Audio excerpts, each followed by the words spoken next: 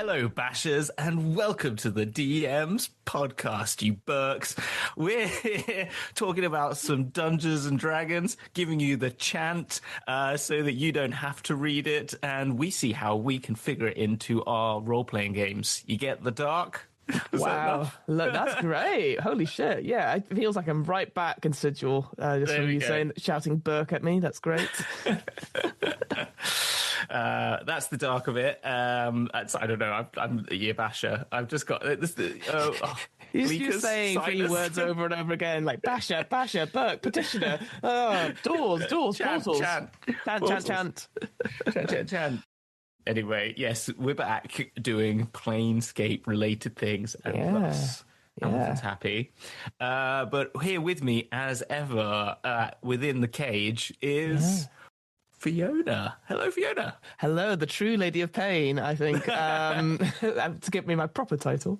Glad to be back. Glad to be reading some Planescape. It's been a hot second since we did our Planescape series involving the outer and inner planes.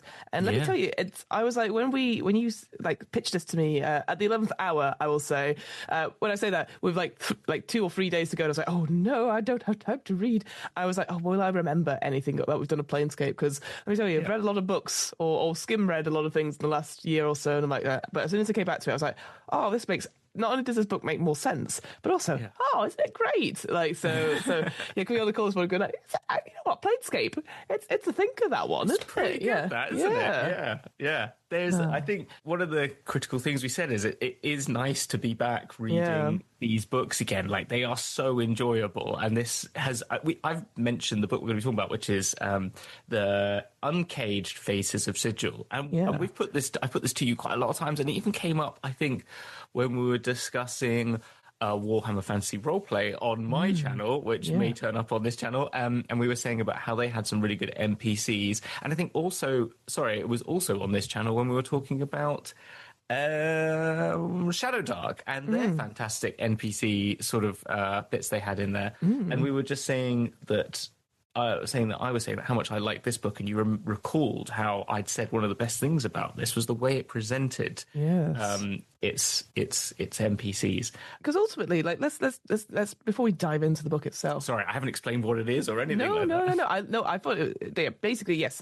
Just in case we'll say to get at the top, Uncaged Faces of Sigil, a 2e sort of supplement book for the Planescape setting, is what we're going to look at today, and I find NPCs really fascinating because ultimately they can really make a campaign for certain players, right?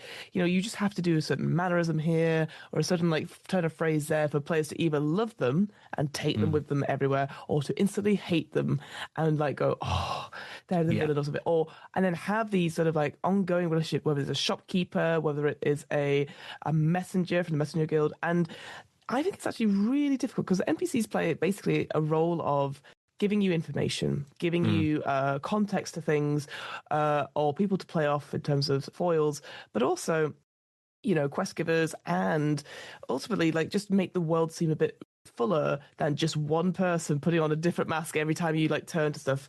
And we always joke about the shopping episodes, right? Everyone goes I want to shop and talk to these shopkeepers. Well, that's not heroic, that's not this. And God, a beach episode, well, I don't want to shopping for a ball. I was talking to someone yesterday, and they said one of the games they ran, the most memorable moment was wedding shopping for a Wookiee and getting bridesmaid dresses.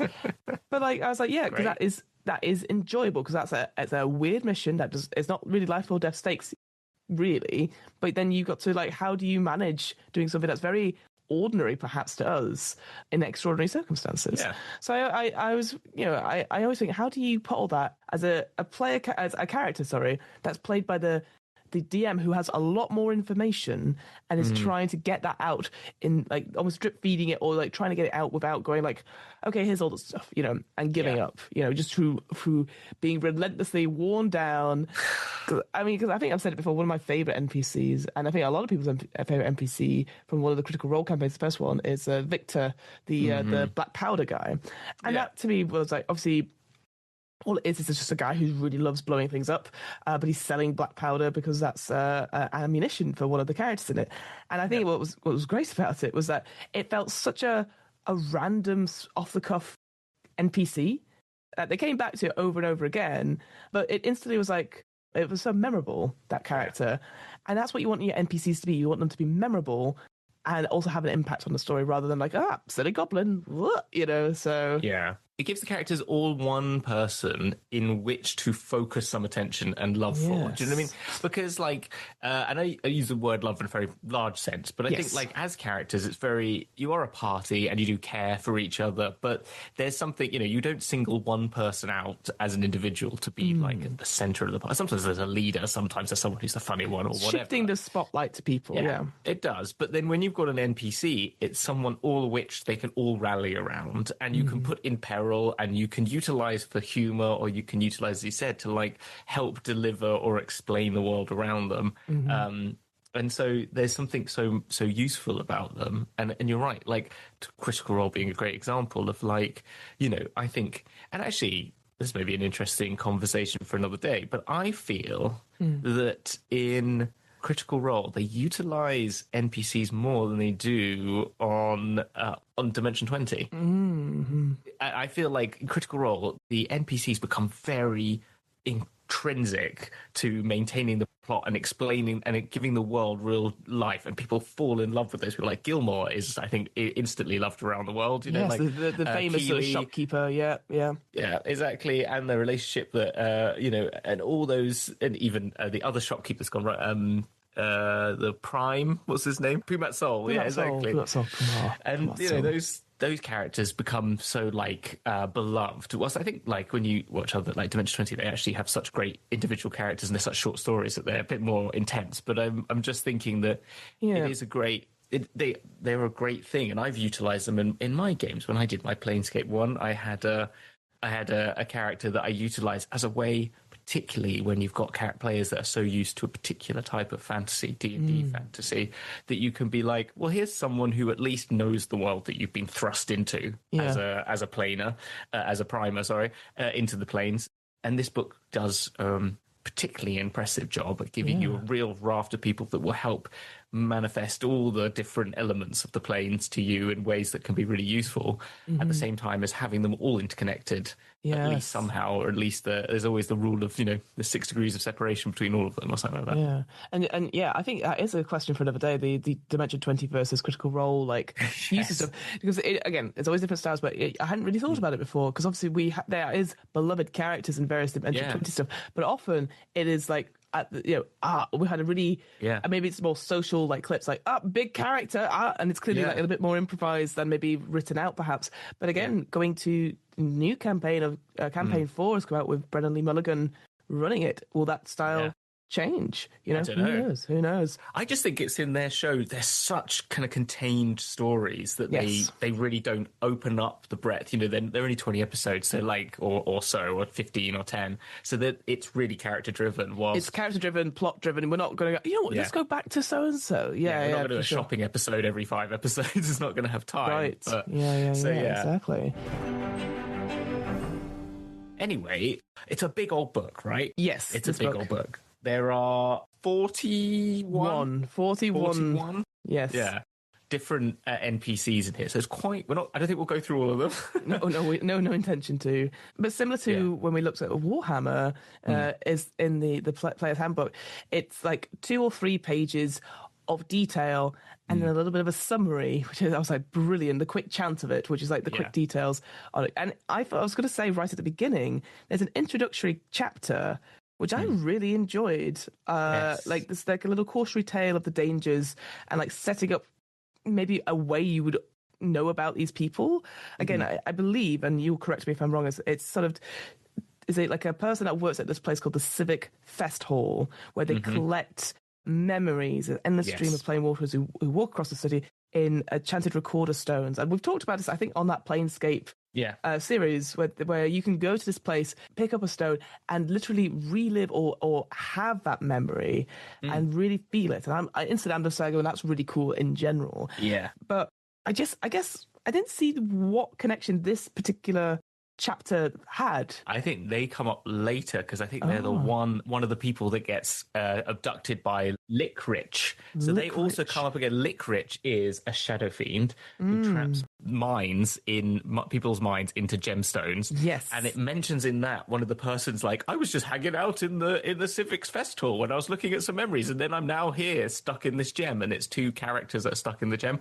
I believe it's inferring it's that character at the beginning. Interesting. It gets eaten by the shadow fiend. How interesting. Yeah, I guess for me, I was like, oh, so this is how we're experiencing all these NPCs. I didn't even think of that, to be honest. That's obvious. That's obvious. No, I don't think it's obvious. So yeah. So it's like someone that's talking to you like what the Civic Fest Hall does, and that you're getting these things. And I was like, oh, well, these are 41 of the finest, like interesting entries we've had recently. And then, but then, yeah. As we'll go into it, as you've already mentioned, they're also done in different ways, whether it's like just a general story or a memory, or it's a script between two people, or it's an interview, or it's a letter talking about the person in third person. Yeah. I was just kind of like, what's the connection to that other than one story? I thought it was really cool. And then it goes into detail about like, yes, we've got 41 non-player characters in detail here, but then at the end there's an appendix for 15 other ones, and then there's even a couple of other like, here's some names and some things like that. So I was like, wow, there is a lot in here that you could just pull from, and you don't have to read it all in full. You could just be like, this person, what does this person do? And as you sort of mentioned, and what I was bringing it to with the Warhammer stuff, is that you have at the end, it's like almost like if you're doing a certain story set in sigils, because obviously you've got, what's the stories we had? We had like the faction conflicts, we had the mind trading, which is what we sort of talked, the Shadow Fiend, and the Blood War. It's like, here's some diagrams of how some of these characters interfit in these stories and what their relationship is with other people. And I was like, a relationship map. Perfect. It's exactly what I need. So I was kind of struck by how straightforward it was and how lots of information was in it without being too overwhelming, she says. Yeah. There's definitely bits where it was like, oh, I'm not so sure. But like, I was like, oh, I could just dip in and out and be like, I don't need a character for this. Whereas with the Warhammer one, we had like, you need a contact in some way. Well, here's a list of like different kinds of like patrons or contracts, and here's a suggested person for it. I think it's the difference between you being someone who has now, thanks to me, like my own fault, forced you to read a load of Planescape books. So you now come to this with all that back knowledge. Yes, But you know what I mean? Is it like, no. I feel like I meant that in a, I forced you to do it, not in a, oh, thank me. No. But I do think I'm glad we've read this now. Yes. And obviously it wasn't because I think this is one of the best Planescape supplements we've read, but I'm glad we didn't read it first, because I think I would have bounced off it completely as a result. And that is definitely a word of caution for people who are not au fait with Planescape. Like, it will assume you know what the factions are, it'll assume you know what the different planes are, it will assume you're aware of pretty much most of the different types of monsters and creatures that exist in and amongst the realms and the planes. And so yes, it's definitely a high level book in that thing, but also if you are a GM who's going to be running Planescape, like I bought out my Planescape book, my 5e box set that I've got. I have no idea why this isn't, and you said it like as well, you're saying like, this is what we need in that book. If you've got that, buy this and add it to the Planescape. If you're running Planescape, absolutely, because especially because they've got that setting primer book, which is enough. It does the bare basic and talks about the factions briefly. Yeah, this is the thing. Yeah, because that's what's missing. I did think like that, is that you didn't know what any of the factions were, and not like it goes into great detail, but it talks about like, oh, how are they with these factions? And certainly one character whose name obviously I've now completely forgot. Barrow, the one who's 15 different 15 psyches. Different peoples. But depending on which faction they are talking to, which again thought was a very cool character. Like the idea of obviously there's more deeper things in that which we'll probably discuss. But I was like, I need to know all these things for that particular character and how that goes from there. Just going on the way it's written, just back onto that, because I think we said it's like really well written. I think that something that's so special about the way it's done and the way it's ordered, even though it is alphabeticalized, they've definitely done a bit of like, there's a character, Shemeshka, who you might know from Planescape. Yeah, Turn of Fortune's Wheel. We as we knew her from, obviously, I'm sure she's a much bigger part of the Planescape setting, as I've discovered. I was like, oh, shoot, I didn't know that she was in this a lot. But she's mentioned in pretty much everyone's story, and you're constantly, the way it's written is just like you're constantly leading your way to this character. And so you're getting built, and you'll get all the other characters have interactions with other ones. So you're picking up little hints about these people. Zandara at the last of the ones, Zadara, sorry, is mentioned. The Titan is mentioned in pretty much nearly every other one as like as a benefactor or something, and you're like constantly just picking up tidbits about who this person is until you get to them, and then there's a big expose about them there.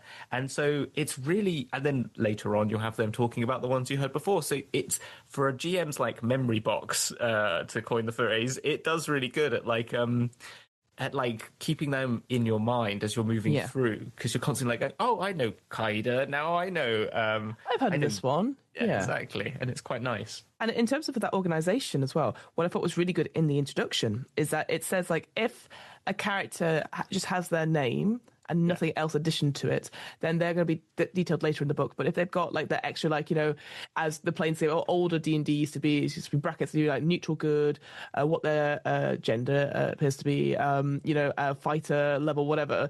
They're just a throwaway character. Like, they're just someone that's part of the NPCs. Like, you could just be like, I'll just do something, and you could substitute them for something else in. And I thought, that's great, because sometimes you're like, oh, that's a really interesting person.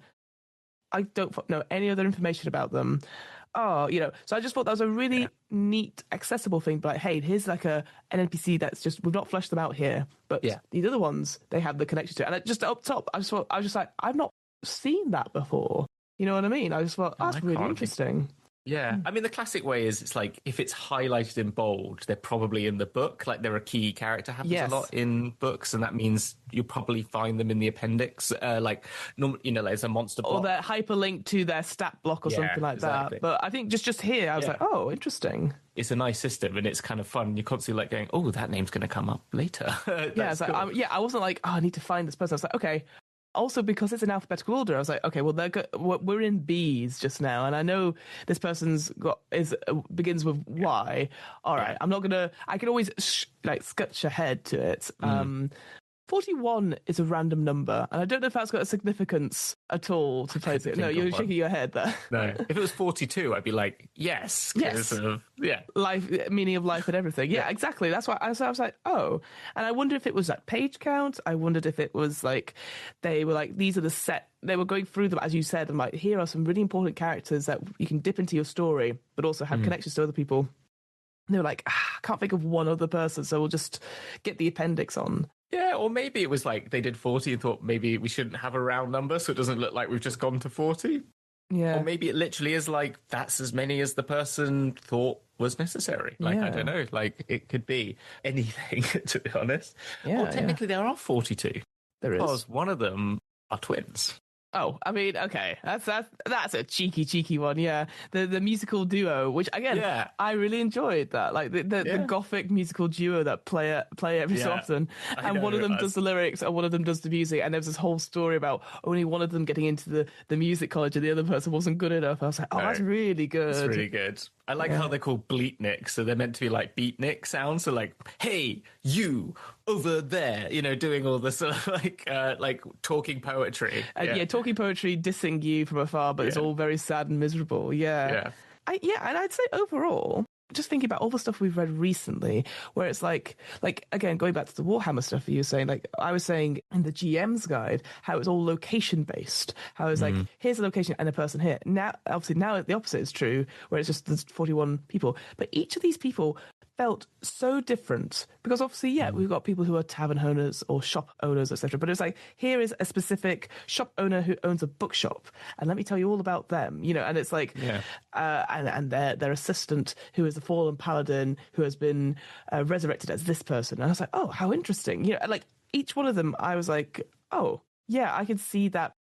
If anything, bringing Sigil, the City of Doors, alive, because it's such a unique place. It's just not like, oh, I need another barkeeper, I'll call them Squidly McFiddly or something like that. You know, like I just was like, oh, all of these feel really real. And I think mostly that's due to the writing, but also all the occupations are different. So like the Dead Nicks, like musicians, like I was just like, that's cool. I didn't think I would put that sort of thing in my campaign, but now I'm like, absolutely, it's going to be an open bike night somewhere, and that's where they're going to meet them. 100%. And I think that's the thing. You've hit the nail on the head of like, it's such a ludicrous, crazy, really individualistic realm, Sigil, in the sense of like its character is so unique, and so it is really good. It's so easy to be like, oh, I'm Bob, I run the thing. You've got to remember, like, the person running the pub here is probably a dust method or is something random. You've got to really get in, and to get into that mind space is quite difficult, I'd say. And when I ran my Planescape game for the Shattered Realm, I used characters from here. I did. I used Kylie, and I used Lysindra, the Gate Seeker, and I had an interaction with Kaida as well in there. Kylie was technically the cousin of Zoe, who was my tiefling. So like there were two tiefling. I made them so they were related. Yes. So that my main character. So I used only those three. So Kaida, Lysandra and Kylie, but they were really useful because I had a gate problem. So who else are you going to call but Lysandra? Because she's the gate seeker. It gave you so many more like characteristics of who they were and how they would talk, and so I tried to do them as airy and floaty and very like what's that name for the thing from movies? The girl, pixie girl, dream pixie girl. Sad dream pixie girl, or something like that. I tried to go for that vibe, just sort of give that sort of so floaty funny. ethereal. Oh my god, yes, absolutely. It even acknowledges it, like, hey, these are going to be like little stories, or it's going to be slightly different, and they said instantly at the top, we know that's probably not the best way for GMs to use this book.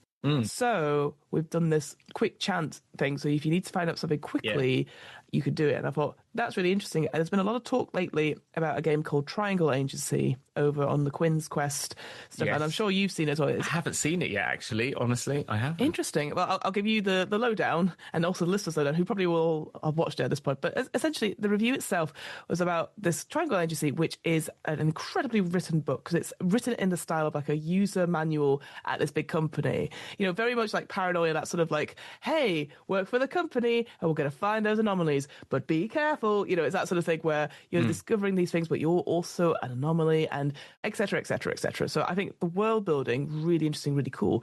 But the book itself has contradictory rules in places. It's all vibes heavy. And then there are rules, though, very crunchy rules.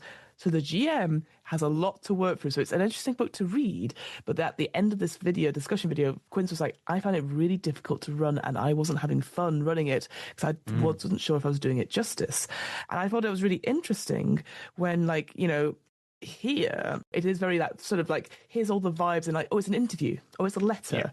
And I was like, I would find that really difficult. I'm reading it through and I'm like, oh, I'm excited to do that. But like, what if I need a role play prompt or like what faction are they a part of? So having this chant at each side of it, and I'm glad you brought up the role play part of it, because it easily could have just been like, here's the stats, here's the factions they're aligned to, here's their special ability. But it's like role play is like, oh yeah, they're kind of sultry and they're a bit of a flirt, or they're grumpy, or they speak very slowly, or they speak a lot, or like the rule of three gives three answers to every question, but it's like just a paragraph. It's not like giving you, hey, think about all these things, because you should have read what the entry is. And then it's like, here's a big summary. So if you're like, I'm stuck, what would they say? You go, oh, they do this. And then you build it from there and build your own character, which I was like, that's exactly what I want. I want to be able to have that background in the back of my head, but then be like, here's the one prompt that will get you into that character. Here's a mannerism, or here's a turn of phrase. And you go, 100%. I just thought really, really good. Yeah, because it's a stat block plus is what I was call it. It's because you've got all the things you do need from a stat block. But as you said, it's got that role-playing bit, which is it's just so critical.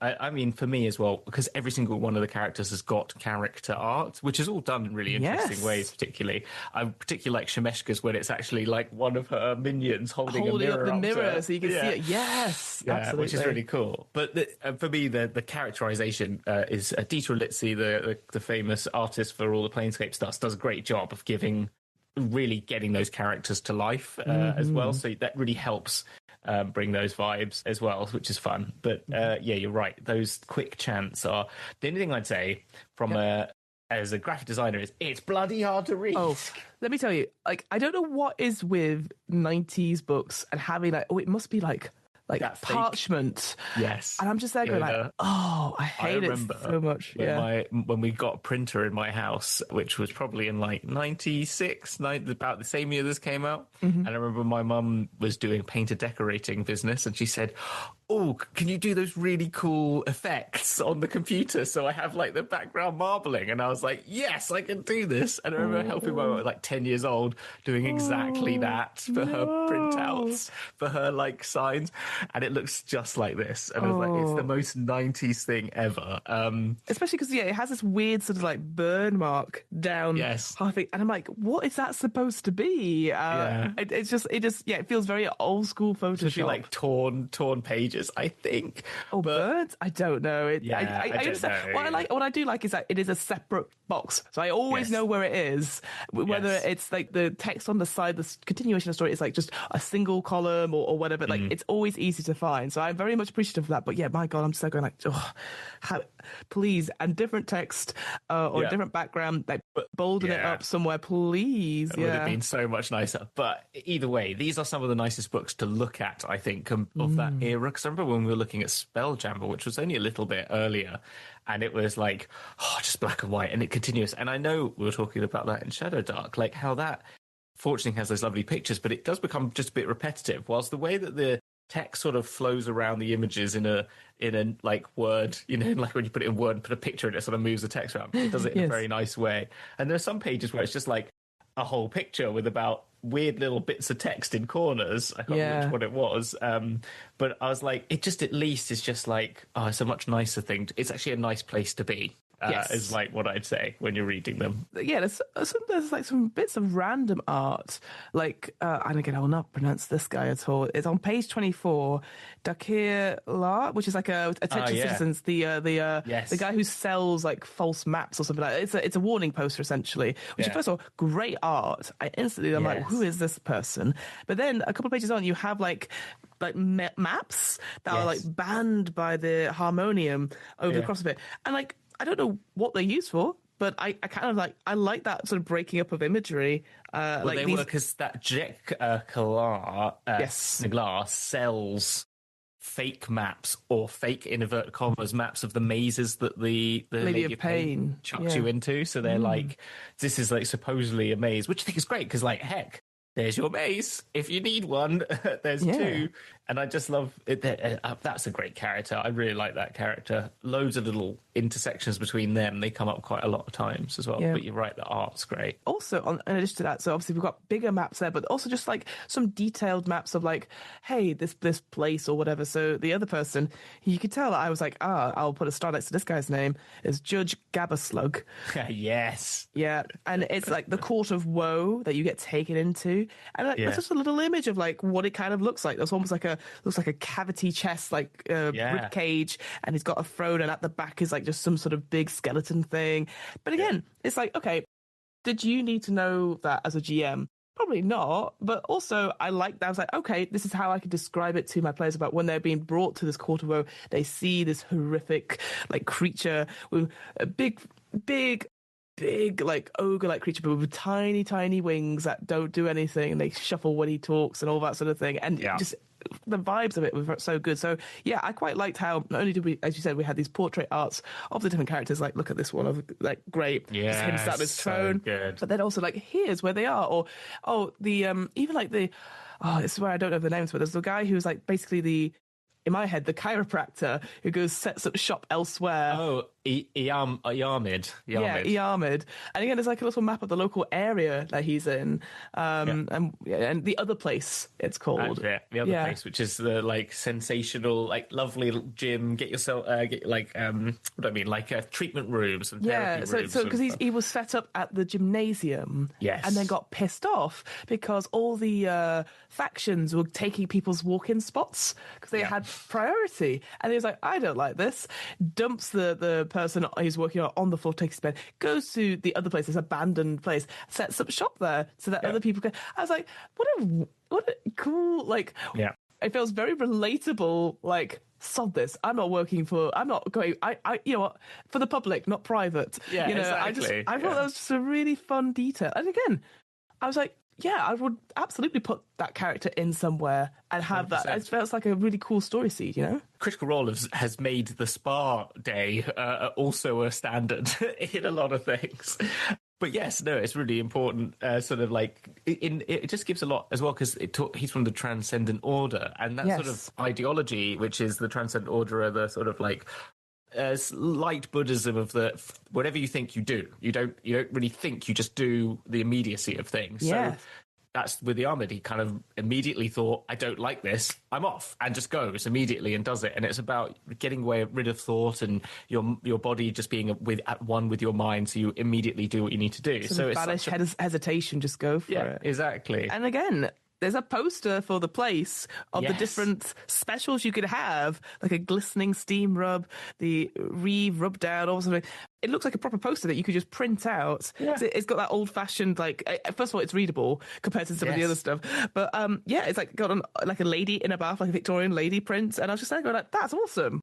Of course, I wanted to use that now and have that out for people as a prop. That's really cool. 100%. All those sorts of things are really good. I think as we said, we talked about the other ones with the maps. There's also just some of the ones that are like talking about the graphic design. Talking about the Lickrich one. I just want to mention whilst we're on that sort of thing. Yes, which is, as I mentioned, it's like. It's from the presence of two minds that have been trapped in the same gem by this shadow fiend, which don't exist in 5e anymore, but they're quite fun, bony, sort of scary creatures. Yeah. And the image is like a faded, very dark tone with the sort of shadowy figure of the shadow fiend behind. And it's kind of as if you're inside the gem, seeing the smokiness. Character. Yeah. And the writing's over the top of it in a light tone. Yes, and it's just like readable. It's readable, and it's really well. It's a really pretty page. It's really like nicely positioned. I really like it. And here's the thing: as I was reading it through, I did not clock that there was something behind it, because obviously throughout the whole book it does a way of like how it it comes around the things. Again, it just feels like very Word document where it's like you move the image and all the text goes around it. I didn't even spot until I finished the page that when you take the page in for full, it's like, oh shit, there is something behind the text. Because I zoomed in a little bit, so I just thought that was such an interesting choice here. And it looks like it's that sort of horror film where you see it quite scary, like what the fuck is that? I like that one as well because it felt organic, and as you said, it's two consciousness trapped in a place that are arguing about this third person rather than like a formal interview that I know someone was doing earlier on. And I just want to point to that, the style of it. Like you said, most of them are this like, here's a story about them and here's what you know, but it's a conversational tone. So similar to like how Volo's tone we had in the primer is, right? But then, so it's sort of a bit jovial, but it's not like too much of a personality. And then, as we keep mentioning, it cuts to like a wanted poster about a character, or a conversation, an interview, or somebody like being, or even just like quotes from people, or even like personal notes of Shemeshka talking about the 15 different personalities in Fallow. Yes. I think I liked it, but I don't know if I wanted either more of it or less of it. I think it's one of those things. I liked it. It felt very experimental, but I don't know if I enjoyed all the different versions of it. I particularly enjoyed the letters, but my issue was they were written as if they were handwritten. So I was just going like, Jesus Christ. Oh yeah, the patch one is a particular not favourite because it's a very hard to read script that's not got a lot of spacing between them, which I felt. I agree. I think I enjoyed them. I think if it was just without that, I feel it would get a bit dull. I think so too. I think if it was all of them, it might just become a bit much, and they probably run out of ideas, maybe. But I think, for example, Kaida is one of my favourite ones, and that's another one that features Lickrich, because it's like someone's stolen her Mimir, and he's asking the Mimir, he's stolen it on behalf of Shemeshka, and is asking the Mimir about Kaida and saying like, oh, maybe I can not only give this to Shemeshka, but I could also get some information out of you now. Yeah. In its brain saying that, and they're going, well, and it starts asking questions about Kaida, and that's how you learn about Kaida, and then suddenly you realise, whilst I've been keeping you busy, Licorice is here and he's going to take your soul. You're like, oh no. Absolutely. And it's quite fun because it's like a little horror-y thing. It's a little like, it's a nice exposition, nice way of doing it. It's a fun little banter of back and forth. The meme is kind of memery, kind of funny in a way, and sort of like playing it cool.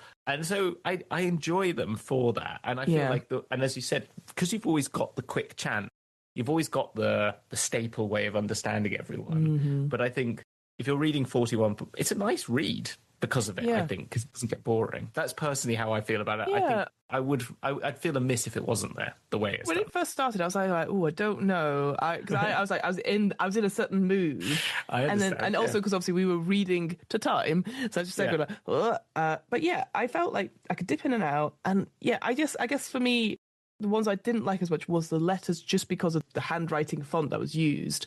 No, I agree. But I did like this. Soiree one is a horrible one as well. Remind me what that one was. That's the one with really script writing. Oh, yes. This one here. This one. Oh, impossible to read. Yeah. Impossible, right? I was like no. But again, a cool idea, because it's like somebody writing to somebody else about like, oh, this thing happened, like, and was like, I must warn you and all that sort of thing. I was like, yes, but could you warn them in like, I don't know, Comic Sans or something? I can't.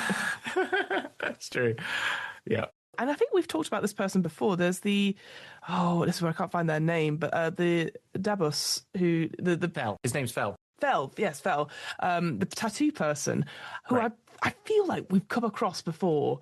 We have come across him, and he's just in the book, and I did use him as well in my Planescape game, but Fel is in...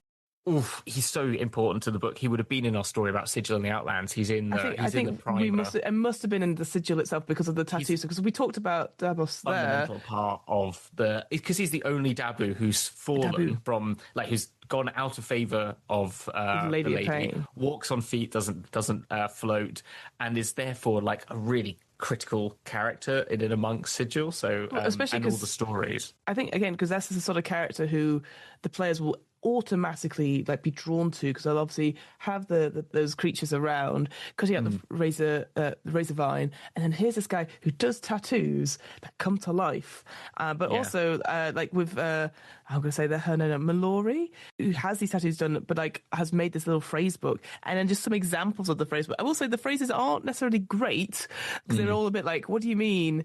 Where's the prime board? Please do not litter. I was like, what about hello? Or like common phrases rather than like, but I thought that's really interesting as well. So again, it was just the connections between these two that were mentioned, and then here's a little bit of like prompts that you could use. Because I think we talked about it before last time. Is like, would you use this in play? I was like, I'd like to, but I need to prepare like a couple of them just to give to players whilst they're trying to work things out. That was the only thing, because I did do it once when I did it doing stuff online and made a rebus. There is also a rebus maker online as well. I don't know if it's still there. This is probably like 6 years ago I used it, but there are them. So if you are in the need of them as handouts or help with them, there are rebus creators online. So absolutely.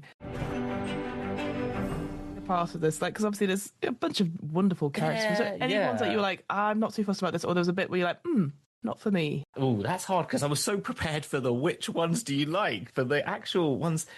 I guess the ones that I thought I probably was a bit like, there's not a lot going on here, personally, was Tripicus, the scholar who made a comfortable living. Yeah, the bear scholar. Personal. Yeah, I was like, very much like, this one's, we're late in the book, and I'm like, oh, this isn't grabbing me the same as any others. I was kind of, it's just a bit of a pompous scholar, and I'm like, I didn't gain a lot from it. I think, he's kind of like, he's not a very nice person making money off the Blood Wars. So I'm like, and it's interesting because there's in Discworld, there is like an orangutan scholar who's and that's the thing. I thought to myself, I would rather have that character in and like use that sort of because that character is just like totally cool, really chill, but has a bit more personality, and maybe it's been on more books than this guy. So I was the same. I was like, nah, would pass.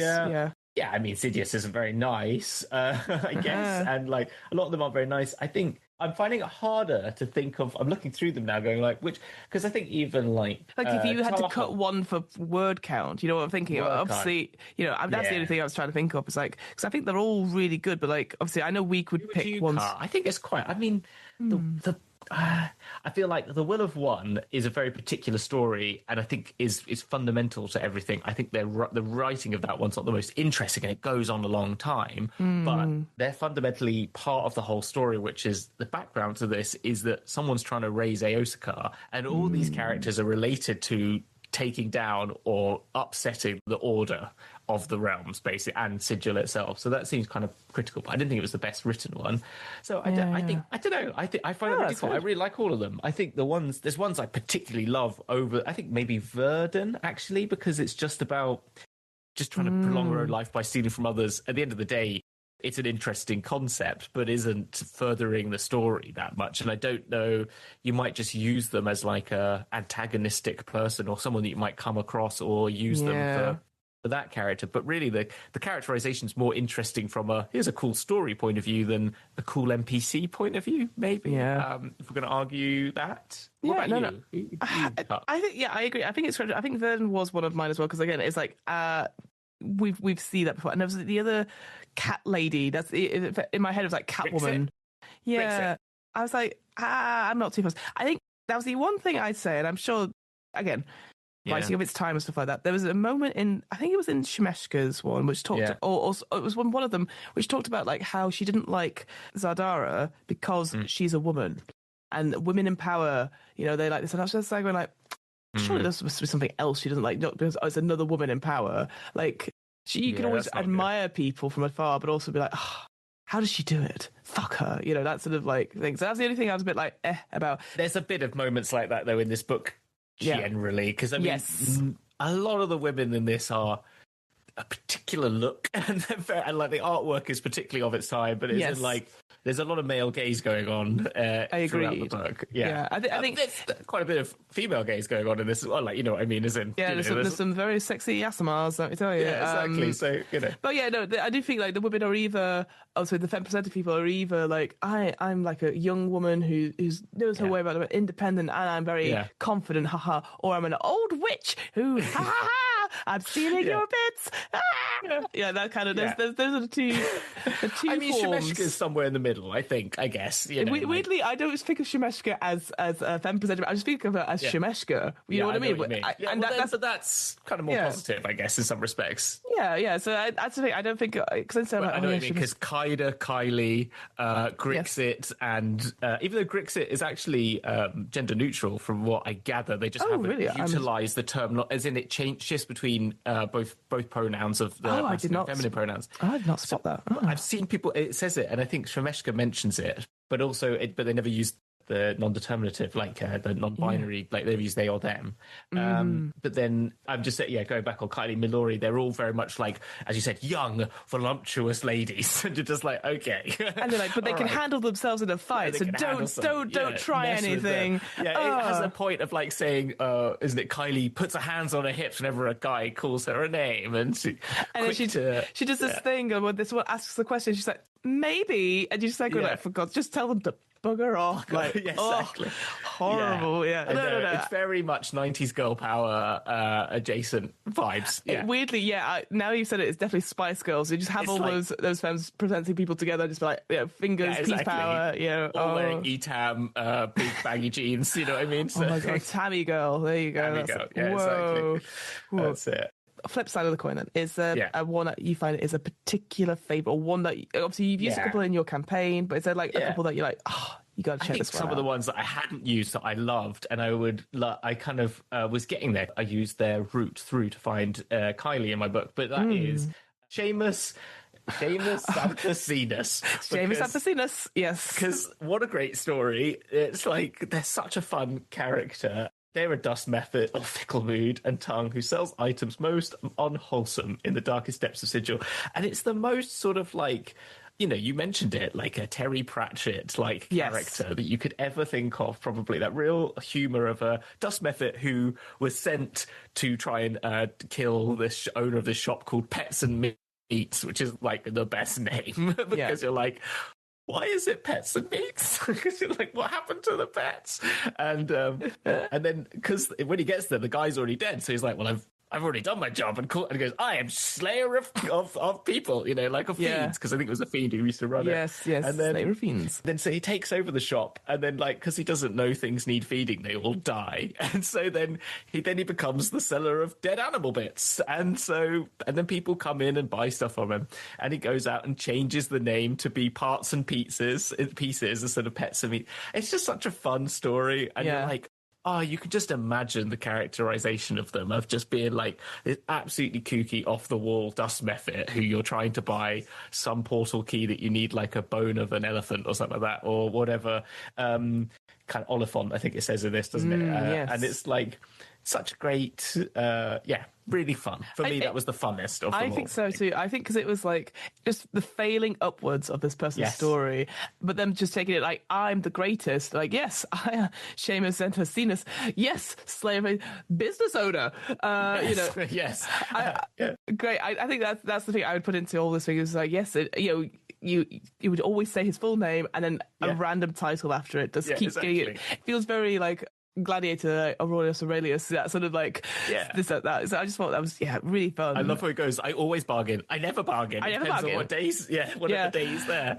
I just that to me is the fun shopkeeper that you would put into things. So I thought that was again really good backstory, really interesting on that front. This is a two-parter, and you can probably guess which ones these are. But it is Park Rak, the Rat Catcher, and the Uz. Whoa, really what a great story. And again, an interesting point of view. It was the original entry for Park Rak. Park Rak is diary entries and how he sort of becomes this sort of subservient to these Canadian rats. Yeah. And obviously he talks about that. And there's a film that's similar to this, and I can't remember its name of. I think it's got... who's the guy that plays Marty McFly's dad? Yes, he wrote a book called The Rat Catcher. His name is George McFly, and the guy who plays him is Crispin Glover. Yes, exactly. So I think he's in this film where he played. Yeah, that was it. Which is weird, really weird, and that's how I imagine this person came about. And and then the Uz has a little entry as well, where it's like it's almost like a beautiful two sides of a coin, essentially. And I was just like, here is a threat that seems like, oh, it's nothing. Don't worry about these cranium rats. And obviously, I know they're a big deal in Planescape anyway. But I was just like, oh, instantly, I'm like, they're not silly. They're fun, and they can be quite scary. This is slowly mounting resistance with this person at the front of it. So I was like, that's pretty cool. Yeah, no, I really like it. And the us is really like funky, like, yes, us, we, and it's all this sort of like in their brains of this like larger mind.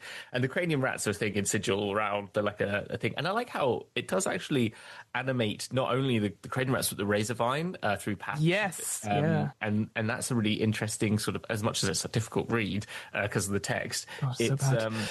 It's a really interesting, to give a theory to why the Razorvine are there, and they're actually stealing all these thoughts and secrets. Yeah, and actually, this is the patch entry we were talking about earlier. Yes, yeah. That's the thing. I think it's interesting to have NPCs that aren't humanoid.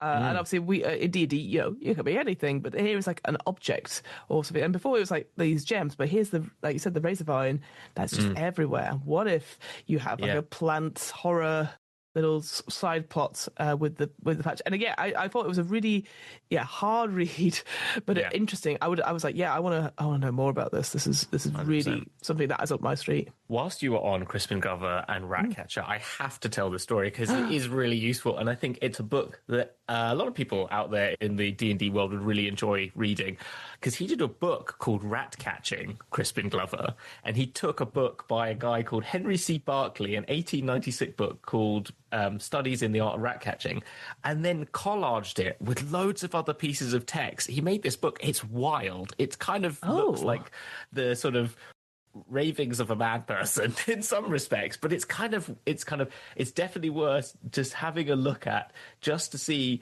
It's like a TTRPG book, and it's very much like very Borg. So I'll show pictures. So he took this old book, which is like how to catch rats, and then like overlays it with all these other different like pieces of media.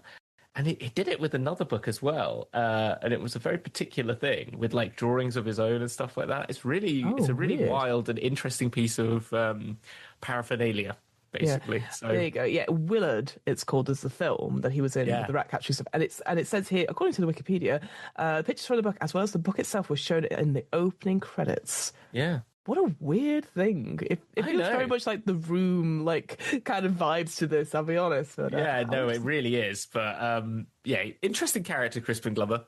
Yes. Yeah. Well, Hamilton, I think we've covered most of it. Like, the only thing I'd have, say right yeah. at the end is obviously there's this appendix with some other bits and pieces to it, and the maps. Again, the only thing I'd say is that definitely there could have been a little bit more in terms of like layout. There's a picture of the Tides That Bind, which is page 126. Oh, yeah.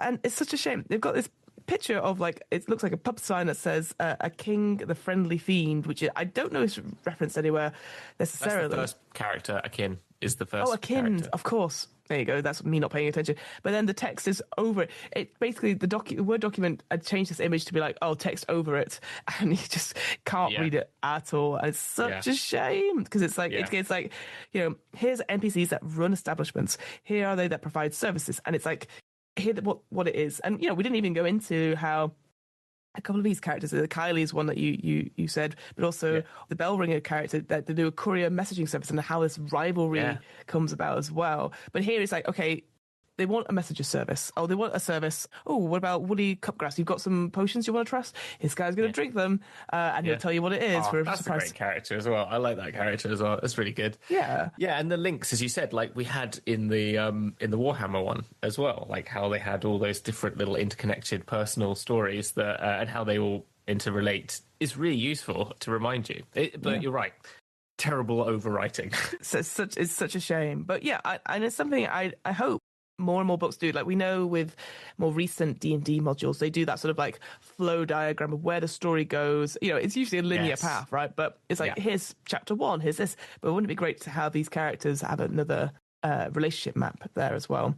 But yeah, I think, not a shock, but it's generally worth your time. And I say that because obviously we read this with I read it 2 days with 2 days notice. Obviously you've read it a couple of times. And then maybe people are like, oh God, 100 pages of like NPC notes. Oh, and I'm like, actually pretty good.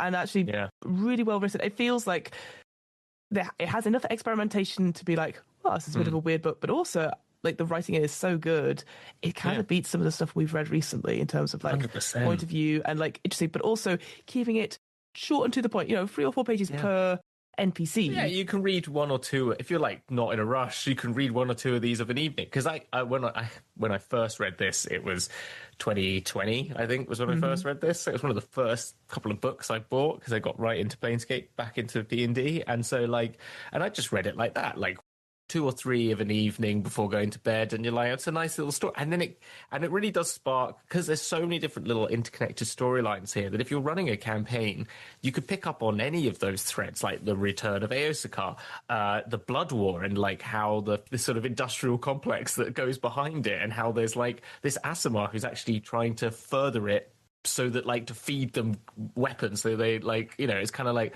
it's a lot of like intrigue that you could go into there. There's also just like as you said, the rivalry between the different messenger factions, or what's end up in that court of Glabber Flubber, forgot his name. Gabberslug. You've been Glabberslugged. That's Glabberslug. That's it. Just so many different and the fact that portals keep disappearing, and Grixit, that could be a character that you're just hunting down on behalf of the lady.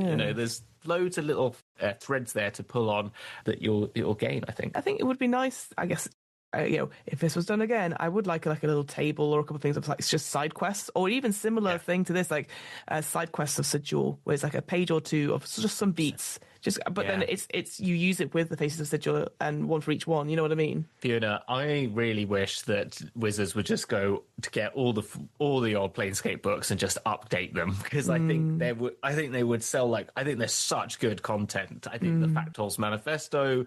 I think Faction War is a great setting. I think loads of these different things. I think they're ripe for that. Like, you know how movies have been just constantly ripping, you know, they've remade The Naked Gun for crying out loud now, you know, like not a great movie from the 80s. There's probably people could at me for that, but whatever. I'm a big fan. But like, as in like, you know, there's so much here that you just think like, wow, why are you not just taking this and just repackaging it, tidying it up, fixing some of the issues, and giving some little extras like you just said would be great. Totally great. Oh, well, one day they'll listen to us, Hamilton, and we'll get a call going like, you better stop, you know, being cruel to us. We've had a hard couple of years, you know. Oh, well, it's their own fault. That's their own fault.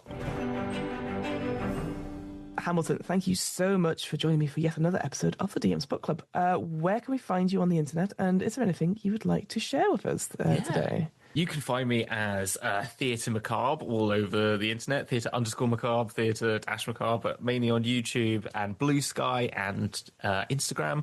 You will also, I don't know when this will be going out, but at least by as time of recording, there is the first episode out of my adventures in the world of the old world of Warhammer, where I've got the Chris Handley DMing for myself, Taylor, Dan, Chloe and Will, so all friends of the podcast, and we're all playing characters who are just two death cults, weirdly cults of the god of death. Both of us rival dead, and we're in the tavern when the reeve of the town runs in with a near dead body.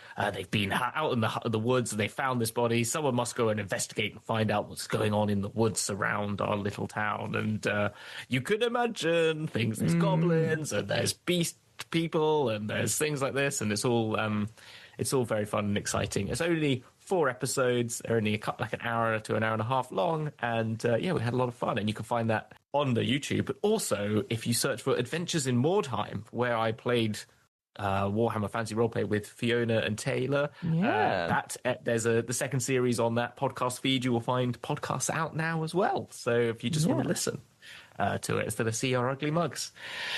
But I like my mug. Your mug, your mug's, not in the old your mug is good too. You've got a good mug as well. I've got a good mug. Yes, it says the DM's Book Club on it. And sorry, I just brought up my no one sees it. I was like, yay, it's your mug. That's enough about what I've been up to. Where have you been, Fiona? Oh, very good, very good. What? I'm so glad you asked. Where is What Am I Rolling? A twice monthly RPG one-shot podcast. Sorry. I took a deep breath in and coughed instantly. Short podcast where we do lots of different RPG systems and interviews with game designers. What's going on just now with Where? It's a bizarre time, I'll be honest with you. We've got a lot of solo RPG stuff coming out. I did record a game called The Zone, which I don't know if I talked to you about, Hamilton, but it's if you've read or watched the film Annihilation on Netflix, it's basically inspired by that. You go into this sci-fi zone, essentially, and you probably won't come out. And I played it with some people over at Roleplay Retcon a couple of Fridays ago, and I think I changed their mind about games, which is great. So that will be out on the show feed at some point. Like I said, there's lots of solo games.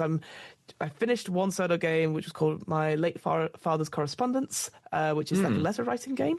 I'm halfway through Kuriko, A Magical Year. So if you've like Kiki's Delivery Service, oh boy, let me tell you, this is a solo RPG for you. There's just a lot to it, and I do not have time, unfortunately, because the other thing I will announce on this podcast, although people probably know about it, hopefully it's out by now as well. My new podcast, Last Line Rewind, is hopefully coming out at the end of fall. I know, little happy dance, whereby it's an anthology horror TTRPG collection in the style of VHS tapes, which I know you're like, what the fuck are you talking about, Fiona? Well, that's a common trope, right? It's a common movie trope, isn't it? The VHS horror short stories. So if you've seen VHS, the film series, or like The Ring or anything like that, where there's a horror contained in it, I think that's exactly what we're doing. I think American Horror Story, so every story is a new RPG system or a new type of horror, but with similar cast throughout. So and with the director who's not me, but is talking about the films in between and saying, like, certain bits and pieces about it being a little bit creepy. But yeah, hopefully all of it. Well, I say all of it will be out. Basically, we're dropping the first volume around the end of October, if I get all the sound design done. Because let me tell you, as it turns out, sound design is really difficult and you need a lot of music for it. So hopefully it'll be out then, and I'm sure I'll promote it more there. But now that I said it on recording, it has to happen. So yeah, keep a lookout for Last Line Rewind. I'm also 1/3 of the RP Geeks, who is ticking along, and we do lots of fun, nerdy TTRPG stuff with some lore drops. We're doing some D&D just now, actually. We're doing ancient Greek meets D&D. Oh. There's a TV show called Chaos, I think it's called, which has got Jeff Goldblum in it, and it's like, what if ancient Greek gods but in modern times? I haven't watched it because in case it spoils for us, but apparently it's pretty decent. I don't know. I'm struggling to care because usually, as we sort of talked about, it's usually like really hot people going like, by the way, my name's Icarus, and I'm going to fly towards the sun. That's the kind of vibe I seem to get from it. So we'll see. But yeah. You can find all that stuff all over the internet. But what am I rolling? Obviously, you've got the DM's Book Club here, the RP Geeks, and now Last Line Rewind. So yeah, thank you very much. Just in case Fiona didn't have enough on her resume, just add some more. Yeah, just more stuff. Yeah, please hire me so I can stop doing all my other projects and do one stable project. But no, it's good fun, and I hope people. Well, you are the Queen of Horror, they say. So somebody did say that in a post recently, and we've got the Queen of Horror herself, and I was like, oh no, is this? I mean, I'll take that title, but also, could you imagine if I introduced people into that? Ah, yes, the King of Fools. Ah, yes, the Queen of Horror. Thanks for that. Thank you. No, you're welcome to DM's Book Club with the King of Fools, the King of Fools, and the Queen of Horror. Yeah, no, you are definitely the Emperor of the old world, is what I was going to say. No. Oh wow! Okay, is that good? I don't know if that's good. Nah, it's not oh shoot! No, I was trying to be a compliment. Oh no! Oh well. Right. Well, yeah. I've awkwardly done that now, so we have to leave instantly.